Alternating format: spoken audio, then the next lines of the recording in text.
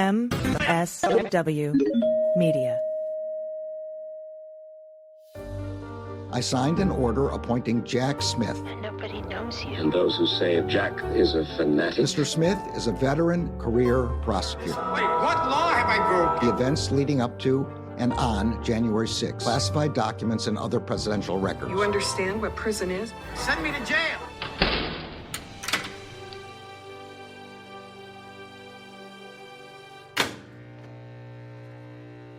Welcome to episode 104 of Jack, the podcast about all things special counsel for as long as there is a special counsel. It is Sunday, November 24th, 2024. I'm Allison Gill. And I'm Andy McCabe in the diminishing world of the special counsel. Okay, as we wait for Jack Smith's decision on how to proceed, which is due on December 2nd to both Judge Chutkan for the January 6th election subversion case and the 11th Circuit on the appeal of the dismissal of the classified documents case, we have a few pieces of news and a lot of listener questions. Yes, and we're excited to tell you that Andy and I, we're going to be starting a new podcast in the place of the Jack podcast when the Jack Smith investigation ends. It'll be in your feed like it is now. If you subscribe to Jack, you're going to get this new podcast. If you are a supercaster or a patron of the Daily Beans and Jack, you will be a patron of the Daily Beans and the new podcast. It'll take the place there if you want to sign up for that, because you get the shows ad free and early, and the peace of mind knowing you're supporting independent media, which is always fun. But just like we work like NPR, our shows are all free. But if you want those little perks, you can sign up at patreon.com/Mueller, She Wrote for that. But this new podcast will take the place of this one. It's going to document everything that happens at Main Justice over the next 4 years, with expert interviews, analysis, and as always, our color commentary. Gotta have that, the color commentary. We just need a name, something short and to the point that describes what we do. We're considering names like 950 Penn, but that's kind of obscure. That's the address of the Justice Department. Or Main Justice. But we would love your input. So click the questions link in the show notes and send us your ideas for the new name. And you can also submit questions there too. And we will get to your listener questions. We have so many. But right now, it's time for another installment of Good Week, Bad Week. What do you got, Andy? I got to start off with what will be a good week this coming week for our listeners, because if excitement over Ocho Nostra was any indication, I think we're going to get a lot of really interesting name suggestions. So yes, don't let me down. Live up to your history, your reputation of Ocho Nostra fame. Yes. And let's see those suggestions. I forgot about the Ocho Nostra. I talk about him all the time, though, because, everyone is wondering whether or not Merrick Garland could have indicted Trump earlier and we would have gotten a trial. But we had the Ocho Nostra, which were 8 key critical witnesses that were fighting tooth and nail over executive privilege so that they wouldn't have to testify against Donald Trump. And it took over a year to go up and down the court system to get to force the testimony and the evidence from those folks, including Mike Pence and Mark Meadows. So it couldn't have gone forward without that. And so I think a lot of the delay is there, lies with that. That's where a lot of the problems, started to happen. For sure. Yeah. But in covering that week after week, the listeners came up with the perfect name for that group. They did. Group of the 8 Ocho Nostra. people, the Ocho Nostra. So I have so much confidence that they're going to knock us off our socks next week. Okay, so that would be great. As for this week, we got to start off with bad week for everybody's favorite Matt Gaetz. Supremely bad week. It started but does he care? That is a totally different question. And what does he do next? That's the fascinating questions there. But I think the badness of the week started with most heads exploding with the announcement of his likely nomination. And not just people on the left, people on the right were also like, oh my God, this guy? I think he's kind of worn out his welcome in Congress. It doesn't seem to have a lot of friends or allies there, likely over all the shenanigans with respect to Kevin McCarthy and the change in leadership. And so that whole process, I think, ended in a very predictable way. Like the math just was not there for the guy. And of course, he's out of the running now. So bad week for him. He also had to take a dive out of Congress to avoid the release of the Ethics Committee report on him, which you knew as soon as that was an issue, some things were going to start leaking out anyway, which of course they did. And that's probably what precipitated his withdrawal a day or so ago. Yeah. Yeah. And he also said he's not going to, in his resignation from the 118th Congress, he said he's not going to take his seat in the 119th Congress. And, but that's not a binding, thing, your resignation. Right. But he did again tell, I think, Manu Raju that he wasn't going to take his seat in Congress, which leads me to believe he probably got some sort of other job on the line somewhere that he's wrangled. Otherwise, he'd probably go back to Congress. I think that's certainly possible. I think he's also he knows that if he goes back, he's got to face the music in front of the Ethics Committee. And that is not something he wants to face. It's possible they would sanction him or take maybe other action against him. The details are likely to be pretty awful. Just the one that we found out yesterday or the day before was that there's now 2 sexual encounters with the same 17-year-old at the same party, whereas for the past 4 years, the intel on that has been only that there was one. So, I think that would have been a tough thing to ride out. So, and he's probably got a job. I mean, and of course, there's the Florida governor's race, which will be an open seat 2 years from now. So he may because he's doing a term out. DeSantis is he's term limited. That's right. So that'll come down during the midterms. And so who knows? He chills for a year, jumps back in there, shoots at a new target. Anyway, yeah.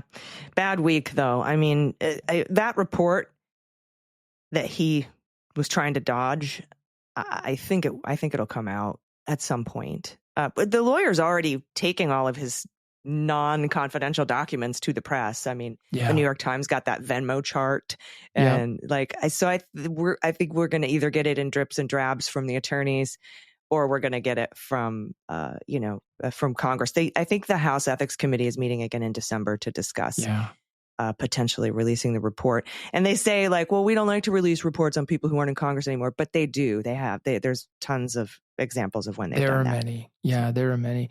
I heard someone on the news describe it the other day.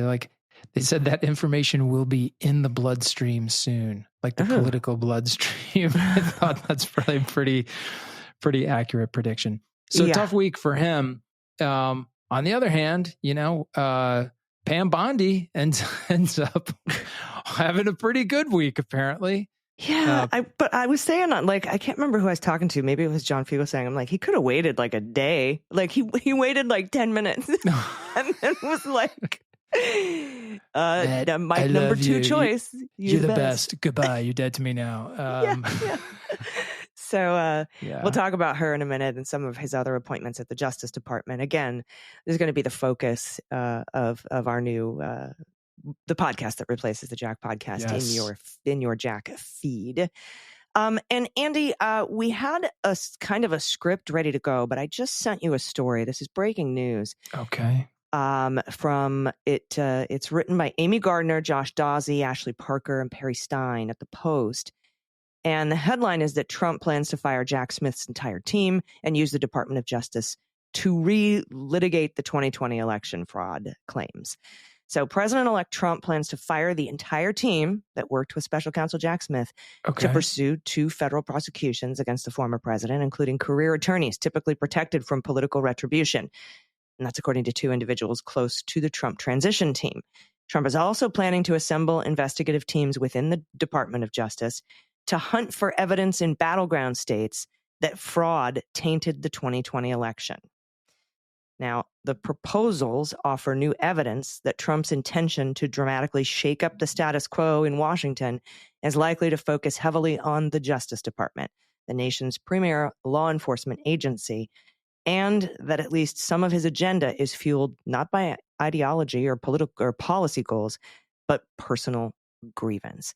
And asked about his plans to fire prosecutors on Smith's team and investigate the 2020 election, a Trump spokeswoman echoed the president-elect's frequent claims that the Justice Department cases were politically motivated. So that is the top line of this story. So it's not that he would just fire Jack Smith. He's planning on firing the entire team of line prosecutors that worked with Jack Smith.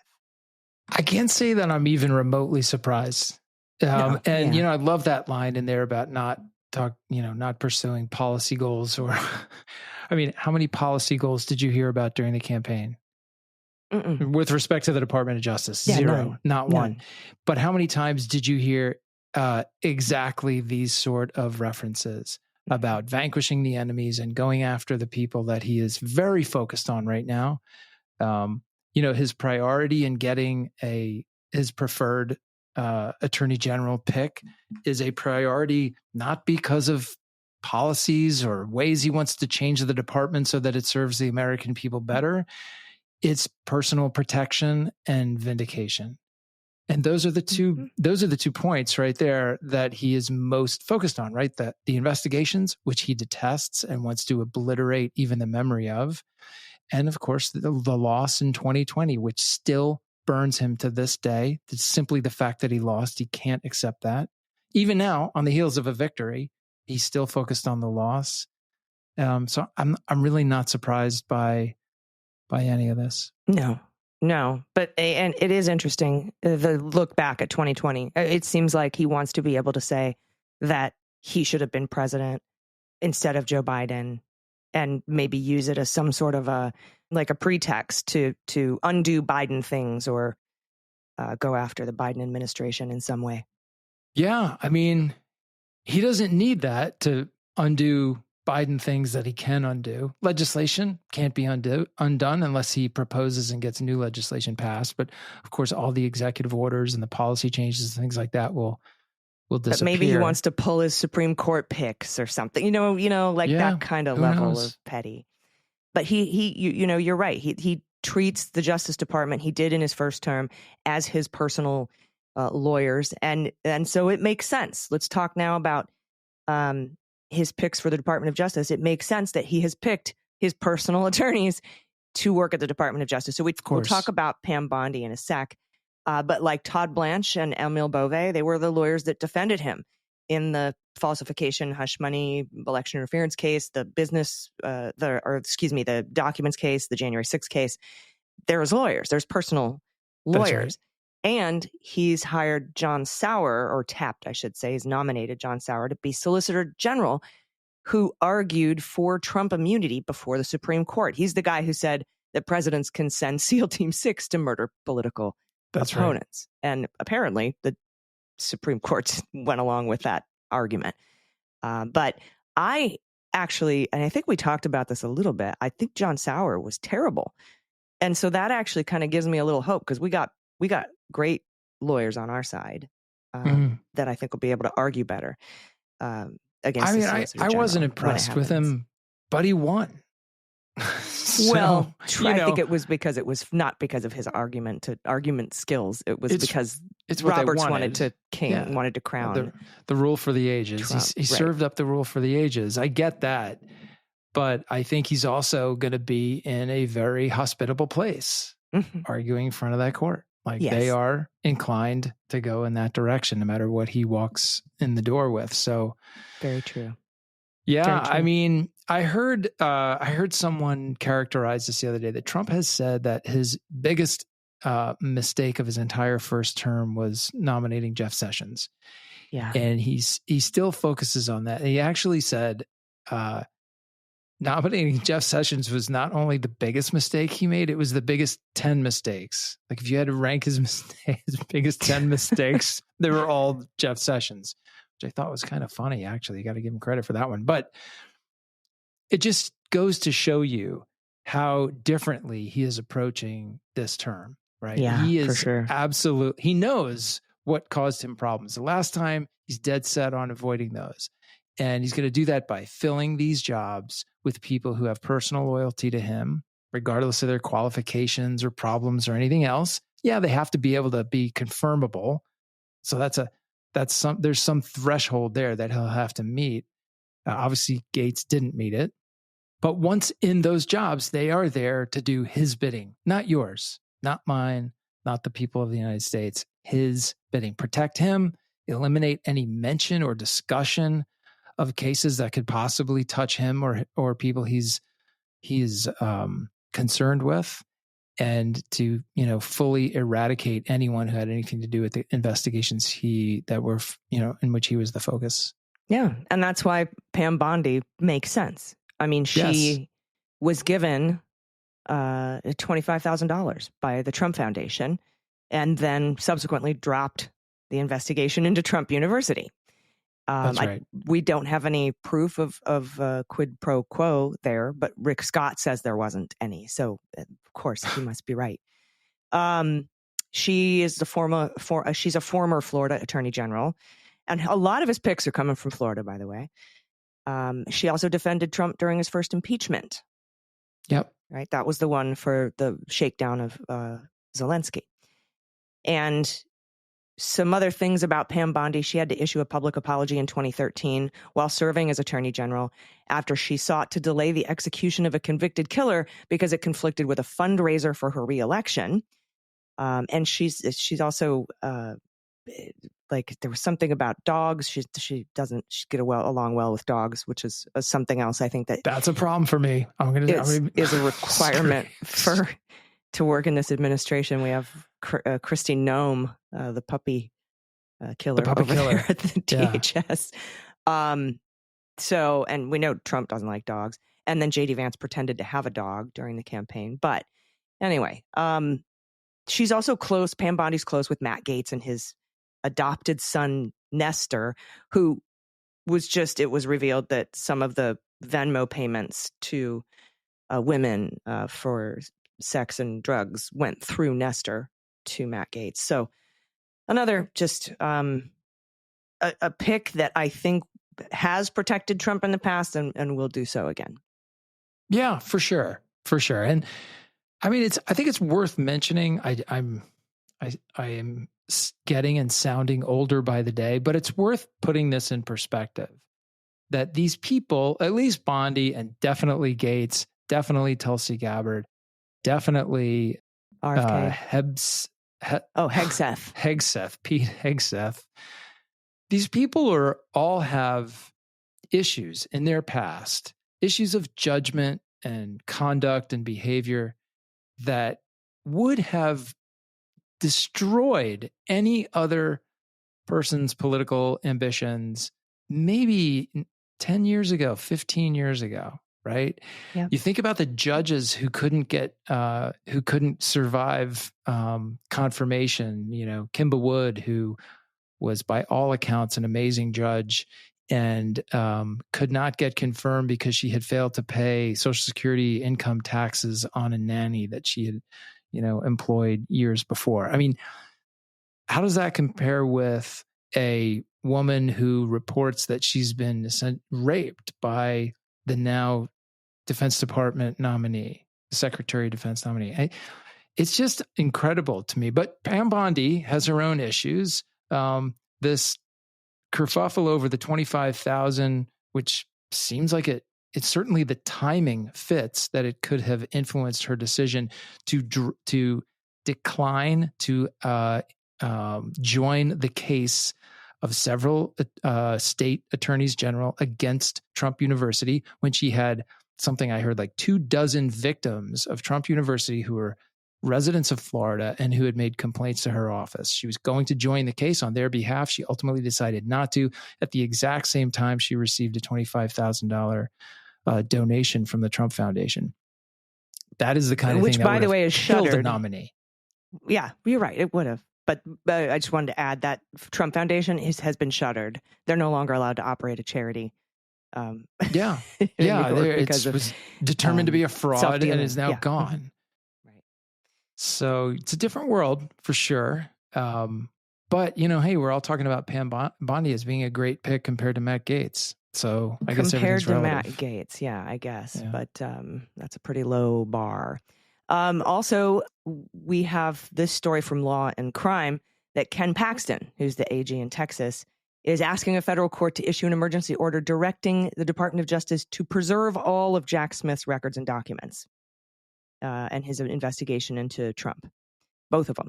Paxton's latest request comes after he claimed he saw a paper shredding truck parked in front of the Department of Justice headquarters.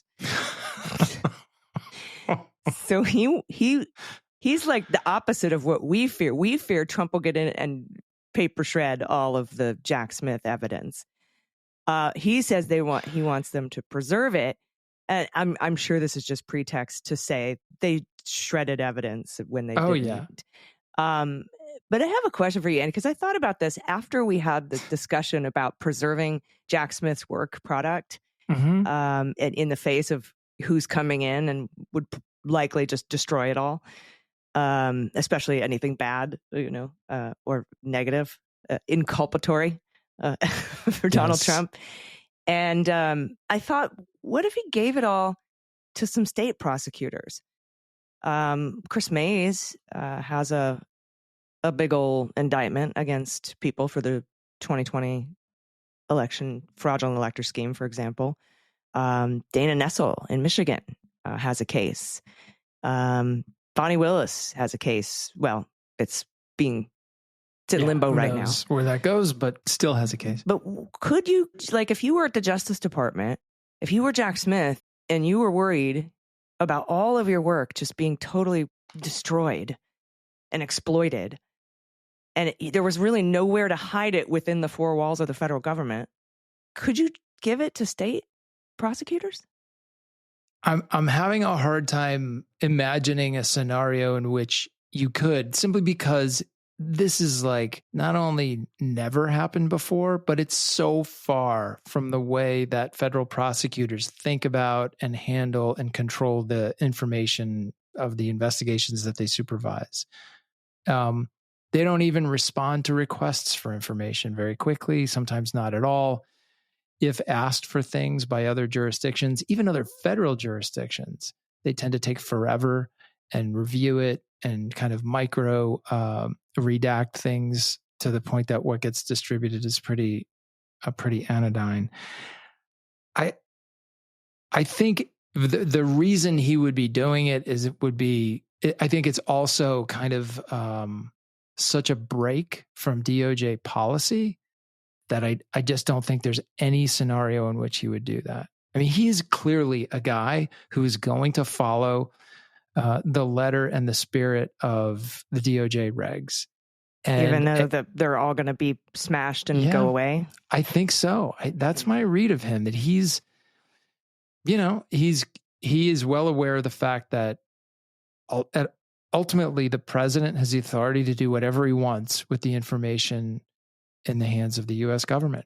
And yeah, but he would normally hand off cases to other U.S. attorneys' offices, but that doesn't protect this stuff. So I was just thinking, hand them off to some state prosecutors who might need the evidence. I guess it's possible. It's just hard for me to imagine. Hard to imagine. Yeah. It would be unprecedented, right? It definitely would. But I feel like we got to get creative a little. I'm so worried that if he doesn't hide it somewhere or protect it somehow, that it's just all going to end up in the circular Think file. about it, though. What would that be? It would be things that haven't already been released as part of the court record and won't be released in a report. So really highly sensitive, personally identifying information, stuff like that. And I think he wouldn't ever expose that stuff anyway. So I don't know. I hate to be such a negative Nelly on that one, but I think I just can't see it happening. Well, I mean, if you got to temper expectations, you got to temper expectations. But it was a thought I had. If I was trying to get creative on on not breaking the law, but also trying to protect that information, how would I do it? And that was my thought. But there is a truck. There's a paper shredding truck, whatever that is, parked outside the Department of Justice, which definitely means Jack Smith, who actually I don't think works out of the Department of Justice. Doesn't even work at the wrong building. That is so stupid. I can't believe he wrote it on paper and submitted it to a court. He could have been made Attorney General. Yeah. kind of dodged a bullet with that one. I was also thinking maybe Alina Habba might get Oh my. the nod. I think even Trump, the one thing about the one commonality between the people he has nominated or has indicated he will, they all won for him. So that scratches Alina off the list. Bove and I mean, he got what he wanted out of their representation, right? but he was convicted. Oh, in New York. Yeah, I wasn't thinking about New York. I was thinking about the federal cases. Oh, right. Yeah. So the federal he cases, got what they he wanted out handled of the it, Supreme right? Court, And Bondi, the impeachment. So he's probably reasonably happy with them. Not that he treats them well, but reasonably happy. And Alina, man, I don't think so. She might not even be getting a Christmas card this year. Yeah. And you know what's really interesting too is that if I were a private attorney, like Blanche, for example, I think he used to work at DOJ. Then he went out. He was a Southern District guy. Yeah. And then he went out and he did private stuff, make a ton of more money doing private work. They probably don't want it. I mean, it's not a fun job. I don't want to say it's not a fun job, but it's a lot of work for very little money. So I'm surprised they're excited about it. But I guess it's pretty prestigious to be a DAG or a PAYDAG or an AG, It's a huge honor. And it's also a launching pad to even more money when you're done with that. True. And I also think that, I read an article in the Times a while ago that talked specifically about how Todd Blanche's former associates think about him right now. And that many of them describe him as having taken a very hard turn right in terms of his personal outlook on politics and things, which is not something that they ever expected or thought that he would do. And he not only left his firm in New York, but moved to Florida and opened up a new firm, like a one-man band, in order, to be able to represent Donald Trump.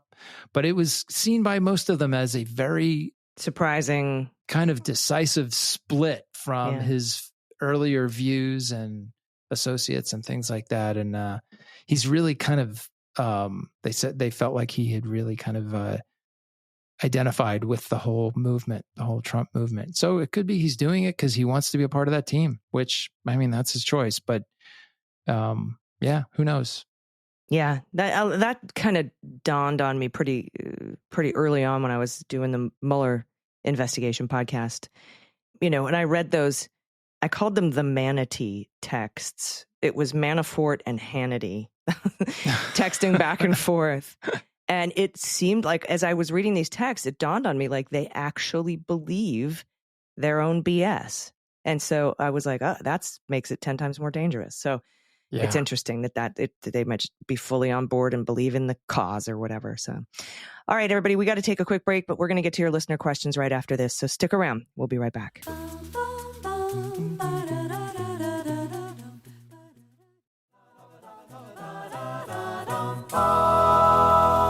Welcome back. All right, AG, here we are. We're back into the listener questions part of the show, which, as you know, as starting last week, has been getting deeper and deeper. And they never disappoint. We are still getting very many questions from our listeners each week, which is great. Thank you. Thank you, everyone. Please keep up the flow. It gives us great ideas of things to cover on the show each week. So really appreciate you guys clicking the link and sending your questions in. All right. So the first one that I thought we should cover, again, one that a few people, a theme that a few folks touched on this week. This one comes to us from John. And John says, do you think that the investigations into Trump should keep going until Trump is forced to shut them down? And what do you think is the real reason that they are winding them down right now? And I don't want to hear nonsense about not prosecuting a sitting president, because he's not president yet, and he wasn't president when he was indicted. Thank you. John, good question. And here's my thoughts on this, because I thought that too. In fact, back this past summer, the Washington Post reported that Jack Smith intended to keep working right through if Trump won the election. But here's the thing. If you keep going and make Trump fire Jack Smith and everybody, so what? I mean, I understand Yeah. that that's a big deal on any other Earth, like Earth One, Yeah. to fire a special counsel investigating you. And even if that is a political kind of win for us, the downsides of doing that, I think, are the cost of doing that, I should say, I think is heavier, because if we do that, we don't get a report. We don't get That's Jack right. Smith to ask a judge to dismiss with prejudice or without prejudice, so that perhaps the case can be brought back in 2029. But slim chance, but wouldn't even get that chance. And Right. you wouldn't get Jack Smith asking maybe possibly Judge Chutkan to release certain evidence. I mean, we have a really brilliant 165-page description of all the evidence in the January 6th case. We do. But, that whole 2,000 pages of evidence that was turned in with that is basically all redacted. Most of it, at least. I think there were 75. And anyway, there were very little amount of it was unredacted. But if he wanted to release any of that, he wouldn't have a chance to do that. And he wouldn't be able to, like I say, write his report. I think that's the biggest reason to do it the way they're doing it. But I should say also, and I know it's frustrating to talk about like a DOJ policy and sometimes hard to understand, but it truly isn't nonsense. It's grounded in pretty solid constitutional theory that you cannot prosecute a sitting president. So, okay, he's not president yet, but the reality of the calendar is, with the machinations that they're having to go through right now on these motions before they can even determine whether the case should be dismissed on immunity grounds, when you look at how long that's going to take to play out, there's no way that this case could possibly go to trial before he gets inaugurated. Yeah, in fact, actually nothing significant could really get done. Exactly. Between now and January 20th. So I think when there was that speculation months ago that Jack Smith was going to really sprint to the finish line, even if Trump got elected, that was with the assumption that there might be a finish line within spitting distance that he could get to with the last few months of the administration. That is no longer the case. Right, because that reporting came out in June before the immunity decision came out from the Supreme Court. So if the decision had gone the other way, the case would have been back on track, moving forward, and you could have, we might have a trial before January 20th. Exactly. In a very optimistic world, we would have maybe had a trial. And that you could keep doing until he was inaugurated. But this is not, it's a Pyrrhic victory, right? No, it's not going to happen. Yeah. Because I had the same thought, John. I was like, you should make him fire. You should make him do the bad thing. Yeah. But like, what's it going to do? It's not against the law. He's got immunity. He can do what he wants. And it's going to eliminate your ability to put a report out. Yeah. And so you're going to make him look bad? Okay. There are a million things that make him look bad that he's going to be doing anyway. But anyway, yeah, really good question, though. Yep. All right. Next one. There's a lot of talk about the FBI background checks this week. So I wanted to hit on this question from Terry. Terry says, thanks for all the excellent information you provided in the most recent questions episode. Listening to that episode made me wonder, is there any reason President Biden couldn't ask the FBI for background checks on all of Trump's nominees and then provide that information to the current Senate? It's actually on my list of things that I've asked Joe Biden to do. I've actually gone to whitehouse.gov and filled out their little form and sent in multiple questions. And one of them is, would you please ask the FBI to do background checks? You can order it. You're the client. You're the White House. And then you can give that information over to the Senate.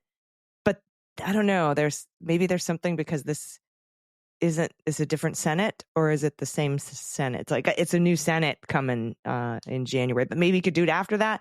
I also wanted him, oddly enough, to see if he could issue a blanket pardon to all undocumented immigrants and dreamers. Those are big asks. But anyway, this was one of the things I was asking him to do. Is that feasible? Because I feel like it is. I feel like he should. I think mechanically, could he do it? I think he could. There's nothing stopping him from doing it. And I think the FBI would comply. They would turn it back over to the White House to do it with it what they wanted. And I don't think you ever would do it because I think it would be seen as the outgoing president really interfering with the transition, which is not, that's not to say, okay, the last outgoing president we had interfered pretty viciously with the transition. So that's we're not looking to that one as an example for all time.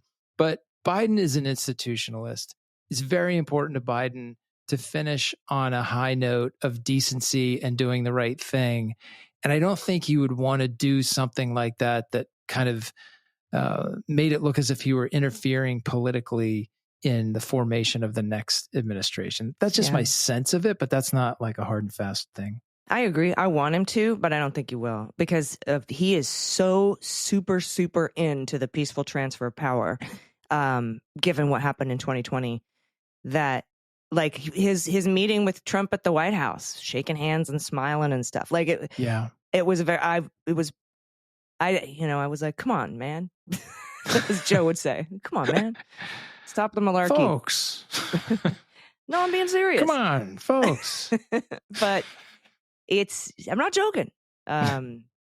Really? That kind of bummed me out. But he is so, I don't agree with that. I think he should order these background checks. But you're right. He is so into the peaceful transfer of power that I don't see him doing it, unfortunately.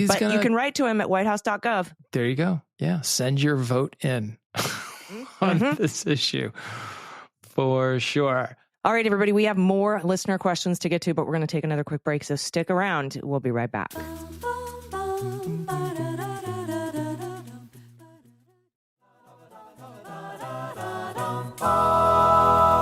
Hey, everybody. Welcome back. Let's get on with some more listener questions. And again, if you have any questions for us or new show ideas, names for the new show, if you have any ideas for that, you can click the link in the show notes and submit your questions and your ideas for the new show name there.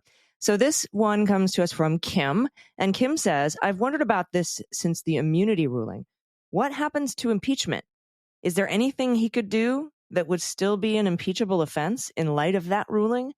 How much do the Do Me a Favor Ukraine, how would the Do Me a Favor Ukraine be read under that light? Thanks for your thoughts. I love the pod. Glad you'll continue to inform us moving forward. Good question. Right? What do you think, I like Andy? that one. Mm-hmm. All right.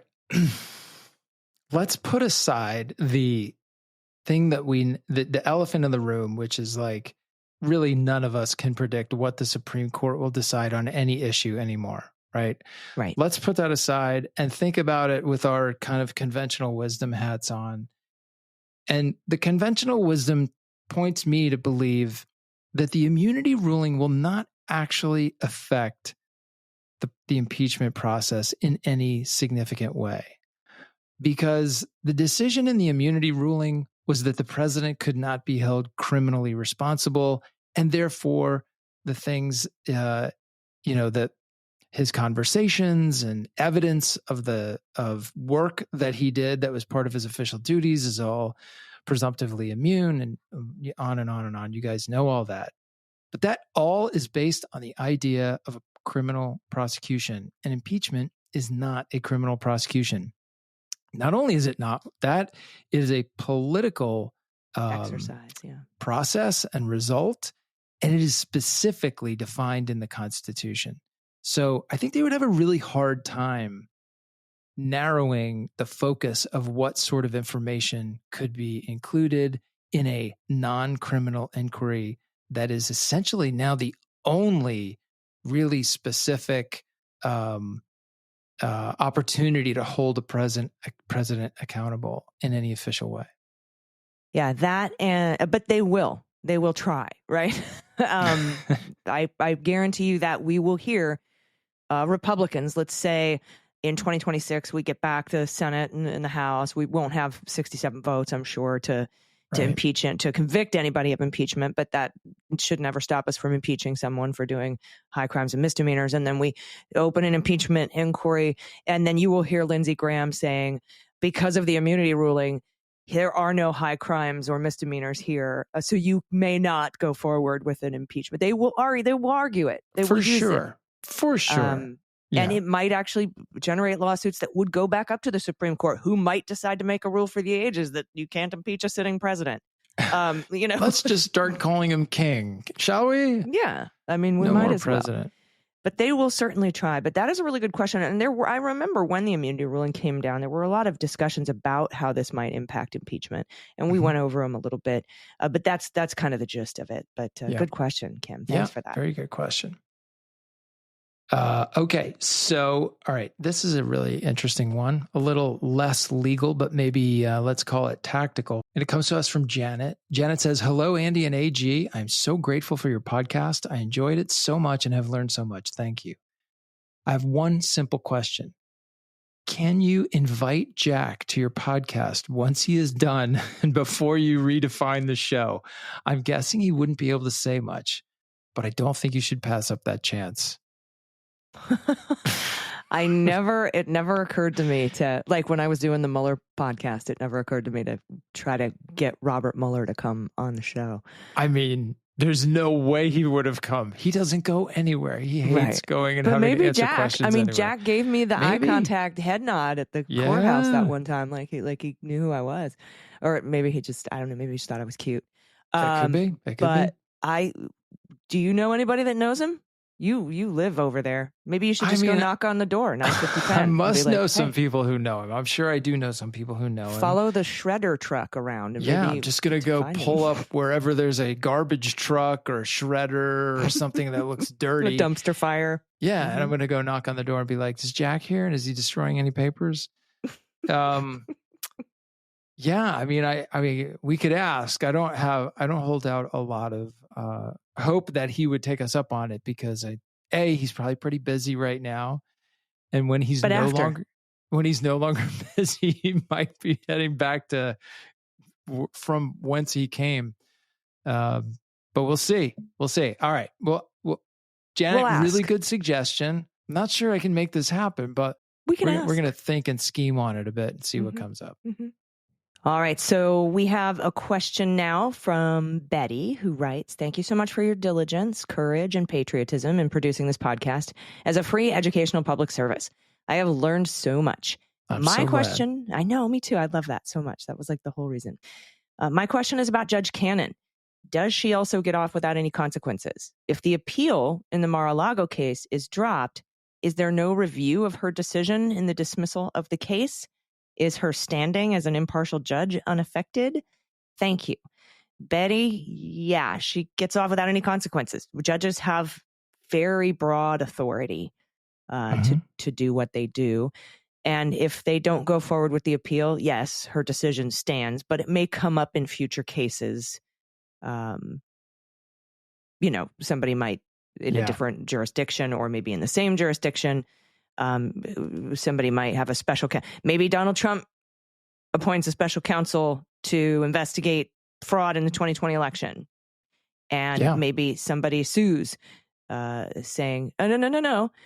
You don't like special counsels. They aren't supposed to exist." And then maybe we get a kind of a closure on that loop.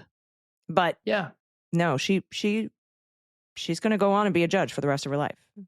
Yeah, I think that's right. I think it's very rare that judges are held accountable. I mean, I've said this many times, there's all kinds of judges around the country that make wrong-headed decisions every day. And those just stand, and most of them, the vast, vast majority, don't really have any precedential impact.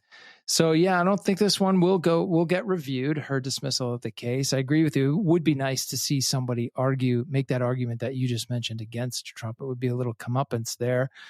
And I'm sure that hopeful defendants who have been indicted by special prosecutors in the future will cite it in briefs, in a Hail Mary effort to get their cases dismissed. I doubt it's going to have much impact. The last part of the question, is her standing as an impartial judge unaffected? I think her standing as a judge has been greatly affected. The entire country knows her. The legal establishment has very little respect for most of her decisions. Her decision on dismissing the case is just by lawyers who put their politics aside for 10 seconds, will pretty much uniformly say was wrongly decided. Now, how that will affect her going forward, who knows? Maybe she doesn't care. Maybe she does. I don't know. There's all kinds of speculation that she might end up with a bigger job, maybe as a Supreme Court nominee in the Trump administration. That's possible. That is entirely possible. I think it's unlikely because I think Donald Trump is about the, if you think about like he would do that out of loyalty to her. I mean, Trump is about the least loyal person on earth. And as soon as she's no longer really useful to him, I have a hard time seeing him extending himself for her. But you never know. It could happen. She could be really useful to him in the Supreme Court when he could tries to do stuff that he will need immunity for. Yeah. And I think he also is eyeing Judge Ho. And we know that Justice Thomas and Alito are going to retire probably and they'll be replaced. And he wants to he will replace him with very young, very MAGA judges. So there's a good chance, or she could get put. There are 4 appellate court vacancies that Chuck Schumer just traded away that she could end up in an appeals court. Yep. From a district judge. So we'll see. But yeah, she's gonna, I mean, her reputation is garbage, but does it matter to her? Probably not. Not really. She's got a job for life now. So maybe she never does anything else and stays down there in Florida and rules her little world. Yep. Yeah, we'll see. All right, everybody, we have to take one more quick break, and then we are going to finish up with a couple more questions. Thank you so much. Everybody, stick around. We'll be right back.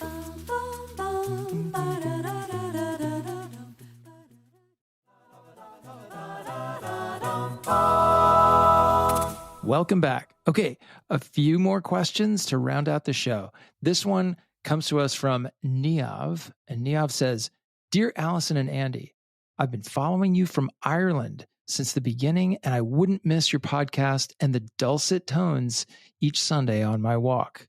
Thank you very much. The world is watching with horror at the developments in your great country, not least his appalling cabinet picks. What happens if Trump refuses to sign his ethics agreement as required by law or fails to assure no conflict of interest? Will that be allowed to slide, or will that pose a problem in the transition? Who will enforce it?" Thank you. Neav, nothing will happen if he doesn't do that. I think I actually tweeted or put out on Blue Sky, which I love now, by the way. I don't really go to Twitter very much anymore. Oh, nice. You made the switch, huh? I made the switch. It's so nice and refreshing over there. I think I said something like, dude did a coup and you're wondering if he's going to sign an ethics form. Like, he's the enforcer of this. Yeah, exactly. I was just going to say the same thing. Neav, you have answered your own question with that second to last sentence. It's truly sad and unprecedented and awful and like something that would be a massive scandal in any other time in our history. Right. But this is just it's just what it is now, right? And that's so depressing. People are okay with it. Half the voters are okay with it. They're fine with it. The last time, he didn't actually put all of his assets into a blind trust. And he's certainly not going to this time. Stop running his businesses. Okay, he put his 2 kids in charge. But it's just, at the end of the day. Less than half of the voters, fewer than half, by the way. Who enforces it, right? 49 point something. Yeah, that's true. So you ask, who will enforce it? Who will enforce it? Maybe Pam Bondi. Right. Do you see Pam Bondi coming after Trump over an ethics of flouting the ethics laws? I'm going to say no to that one. Right. It would be up to her to prosecute. Yes. Him for anything. Yes. And she's not going to. No. No. Which again, like I said, is I'm out of adjectives. Andy, it's unprecedented. It's a massive, massive scandal in any other presidency. That's right. Except this one. Yep. All right. Let's go to a question from Chris. Thank you for writing in, Chris. Chris says, "Hi, Andrew and AG. So what's going on in the civil January 6th cases with members of Congress, including Eric Swalwell, suing Donald Trump? I thought that case was still a go. Would Trump still have to testify if deposed? And could evidence from Jack Smith's January 6th case be introduced in the case if relevant? Very interesting question. And there's actually 2 lawsuits out there, right? There's one by Blasingame et al., which is like January 6th officers. Mm-hmm. And then there's Eric Swalwell et al., which Benny Thompson used to be a part of, but he withdrew from that lawsuit. But there are other members of Congress. Benny Thompson withdrew because he became the chair of the January 6th committee. And that's right. So he withdrew his name from that. And both of these cases have been allowed to go forward.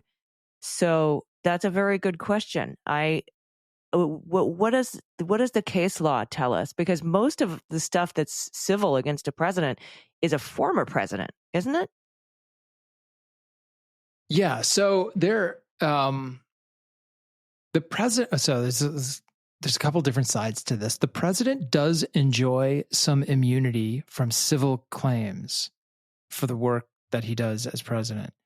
This would not seem to fall into. I'm just kind of gaming this one out. No, right. They made it here, past those dismissals. Yeah. So this doesn't fall into that category because it obviously, these are things that happened at the end of his last term, and those challenges have already been mounted, and they lost. The cases are still around.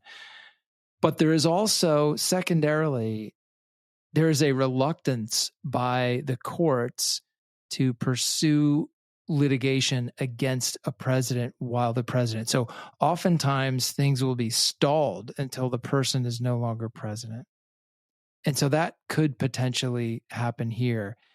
And it simply fits into this kind of same box that we've been talking about with respect to the DOJ policy, which is courts are loath to take up a president's time and attention with these sorts of things while they're supposed to be executing the constitutional duties that Americans voted them into office to do. So I think it's possible that he might be able to put these cases essentially on ice for a couple of years. Well, this Supreme Court might certainly help him with that. Yeah, they probably would, but it wouldn't make the cases go away. It's no longer an immunity issue. Right, because Clinton v. Jones happened while President Clinton was the president, right? And 1994. He had to sit for a deposition. Mm-hmm. Bottom line, I'm not a civil attorney, so you probably could get a lot better sources on this, sources of answers to this question than me. But either way, they'll be fought tooth and nail under the classic Trump strategy of delay. And he might have some cards to play in that strategy. Yeah. I think it probably will end up being up to the Supreme Court and whether or not they do what they did when they decided that President Clinton had to be deposed. We'll see. Yeah. Or maybe there's a new rule for the ages, AG. You never know. You just got to buckle in and see what comes. They might as well just say no for Republicans and yes for Democrats. Like they might as well just say it out loud, because that's what it is. Everybody it's who's a case specific matter. We decide them on the facts of each case, and basically, depending on who the subject is. Yeah, that's why everybody who's like, Joe Biden should use his newfound immunity. I'm like, he doesn't have newfound immunity. That doesn't apply to him when he goes to the Supreme Court. They're going to decide separately in a case-by-case basis what's immune and what's not. That's they set it up like that for a reason. They set it up in a way that says, you guys try to tell us what you think. We think generally presidents have immunity, but you got to convince us that they don't. And if you fail at that, then you're not immune and the criminal prosecution could go forward. So so they designed it that way so that they get to basically decide in each specific case what president is immune for what action. And I guarantee you the same immunity standards will not be applied to Joe Biden that are applied to Donald Trump. No immunity for presidents with the middle name Robinette. Right. There's That's many a rule, of them. not for the ages, just for one. Just for us. Right. Yeah. Yeah. So always keep that in mind when you're thinking about how Joe Biden can use his immunity. It's not his, it's the Supreme Court's to give. And they aren't going to dish it out the same to him that they are. And I'm sticking by that. All right. I'm sure we'll have a chance to test it in the new podcast. Yeah. Looking forward watching all things justice. Yeah. All right, good. everybody. We look forward to more of your questions. We're going to do we have one more questions episode before December 2nd rolls around, Yes. and we've got more information about where everything goes from here. And so send your questions in, click the link in the show notes. You can also send us your ideas for the name of the new show, because we want to keep an eye on the Justice Department. And so that's the goal of the show. We want to kind of convey that in the title, which also needs to be very short and has to like look good in Pithy. print. Yeah. It's going to be a different Justice Department in many ways. My prediction is things are going to be happening over there. They're going to be pursuing cases and investigations along lines that we've never seen before. It's a lot of action, a lot of changes, a lot of very different personalities. You could see a lot of people leaving as new people start showing up. How does that impact the day-to-day inner workings of what's going on? So a good time to sit down with us once a week and listen to us unpack it and discuss it. It could be your vision into what's happening in a very important place in America. Yeah. And my goal here is to get it on the record. Yeah. Just have a public record of what happens. Yeah, for sure. There's a lot of journalists that do great work in this area. We'll have some of them on as we have in the past. And I think there's great opportunity here to really keep the conversation alive. Mm-hmm. And we can bring Brian Greer back and talk about what's happening at CIA, because he's For going to have a real. lot of really important information and inside knowledge about how that's supposed to operate over there. And if Tulsi Gabbard makes it through as the DNI, we will be able to discuss what happens to the intelligence community writ large with some experts like that too. And that's kind of the goal, right?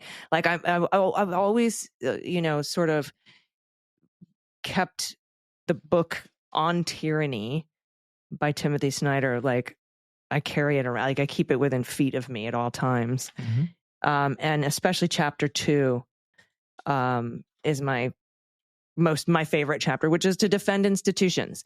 And I think keeping a record of what happens at Justice over the next 4 years is part of defending our institutions. So that's kind of what we want to do. That's sort of the goal. So send in your name ideas for the show and any of your questions. Click the link in the show notes. Do you have any final thoughts before we get out of here for this upcoming week, Andy?